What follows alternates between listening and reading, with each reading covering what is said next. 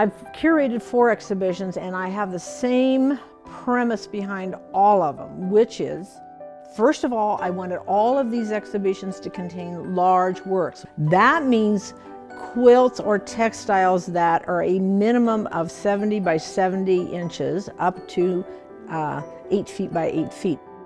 Next thing, I wanted to introduce a lot of new people, a lot of new artists that no one knows anything about who are making serious work. The other thing is the Rife Gallery, to me, is one of our beautiful spaces in Columbus. So I thought, wow, we need to have work in there that basically starts at the floor and goes to the ceiling, and it fills that space, so when you go in, you feel presence, and presence is very important. I've known about Nancy Crow, the curator, oh gosh, since I was in my 20s. She is the progenitor of the art quilt movement in America, if not internationally. And I showed her what I was doing, that I really wasn't a quilt maker, that I was more about stitching, hand stitching, and not piecing fabric together. She called me in March of 2015 and said, I'm curating a show with artwork that's quilt related, but it's got to be big, and you're making big installations that relate to quilts. Do you think you can do this?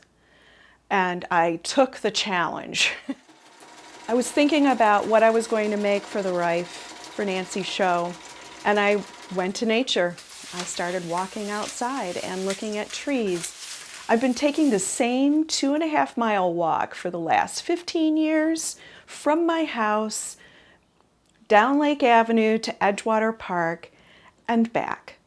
And I started to notice the marks on the ground and the leaves that have fallen and marks that might be made when they're going to put in a new gas line. And I thought, you know, this is all evidence that we live here. Here's some drawings I made after my walks.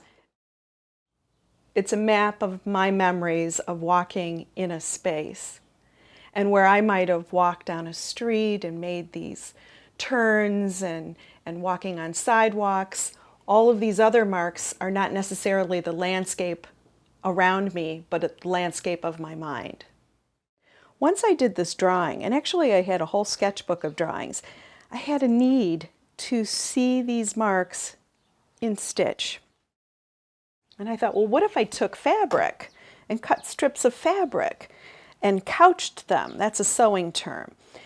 But also replicated the same shape. Here's this shape here, here's the shape here, just to see if I could make something more three-dimensional.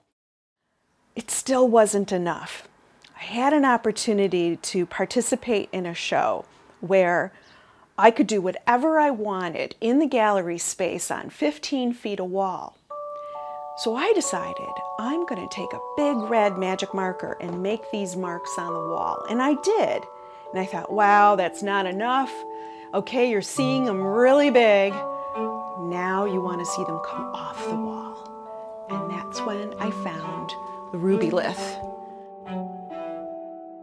And I thought that is the perfect color for me to use to experiment with making a sculptural piece, something that replicates my drawn lines but in 3 dimensions. And if I make it large enough, I can walk through it, and it's as if I'm re-experiencing my lines that were drawn originally. These refer to quilts because quilts, while historically use patched fabric, they're also using either hand stitching or sewing and lines. And on the surface of a quilt, the glue, if you will, that holds a quilt together are the stitched marks. So in a way, this work is the stitched marks without the substrate of fabric. So when it comes to quilts, the first thing is to realize that these are not intended for a bed. The second is that quilt makers are taking great pains to be more like a painter. They're either hand dyeing their fabric or carefully choosing the colors and creating a design that might reflect their thoughts or an event in their life, and it relates to painting more than anything else.